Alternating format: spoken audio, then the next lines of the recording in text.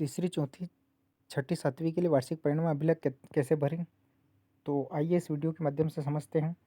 आपको यहाँ पे विद्यार्थी की सामान्य जानकारी भरना है। इसके पश्चात मासिक टेस्ट जितने जनवरी, फरवरी 4 महीनों का ही मासिक टेस्ट भरना है आपको। तो मासिक टेस्ट में से जितने नंबर के आए हैं उसमें से 10% अधिभार ही यहाँ भरना है। इसी प्रकार उन अधिभारों का योग, मासिक टेस्ट के अधिभारों का योग 12, 14, 16 और 18 का योग यहाँ करना है। अतिरिक्त भाषा को नहीं लिखना है। अर्धवार्षिक मूल्यांकन, अर्धवार्षिक 20% अधिभार यहाँ लिखना है। अर्धवार्षिक में जितने का पेपर था, मान लो 50 का पेपर था, उसमें से आपके 30 नंबर आए तो उसका आपको 20% ही यहाँ पे भरना है। सभी विषयों में 20% और उनका योग यहाँ पे करना है।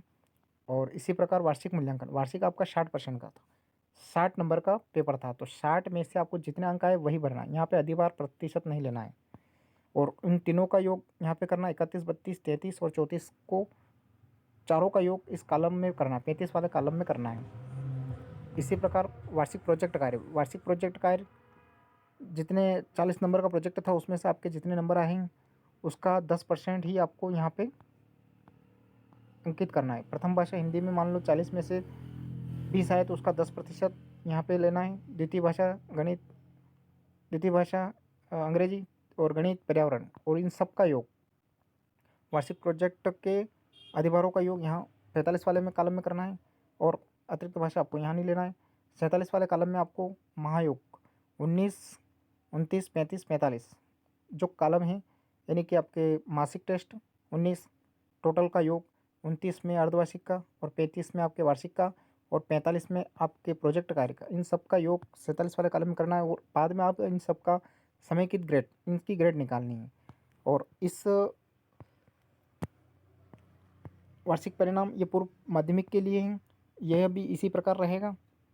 अब आपको शैक्षिक एवं व्यक्तिगत सामाजिक गुणों का मूल्यांकन, यह प्राथमिक और पूर्व प्राथमिक के लिए अलग रहेगी।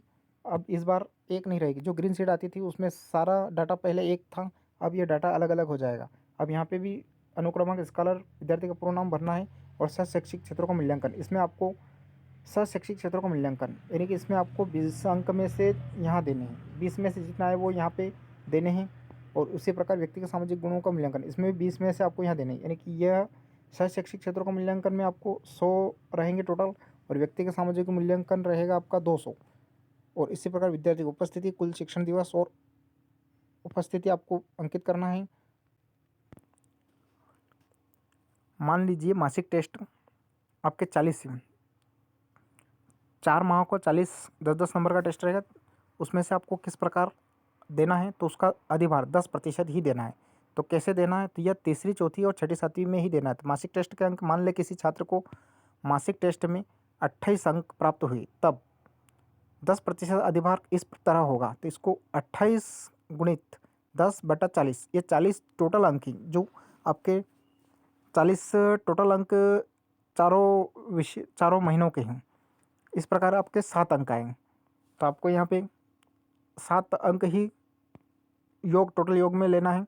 अर्धवार्षिक परीक्षा आपके 40 में से अर्धवार्षिक परीक्षा का आपको मान लो 60 में से 33 अंक प्राप्त हुई, तो 33 गुणित 20/60, ये 20 आपका अधिभार है। टोटल 11 अंक लेना है। इसी प्रकार वार्षिक में आपको जो अंक है वही लेना है।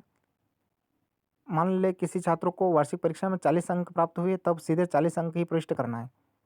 और प्रोजेक्ट आपका 10% अधिभार रहेगा। तो प्रोजेक्ट मान लो 40 का था, अब 40 में से आपने किसी छात्र ने 32 अंक प्राप्त किए, तब 32 गुणित 10/40, ये 40 आपके कुल अंक है, प्रोजेक्ट अंक, और 10 उसका अधिभार है। इस प्रकार आपको अधिभार निकाल कर हल करना है।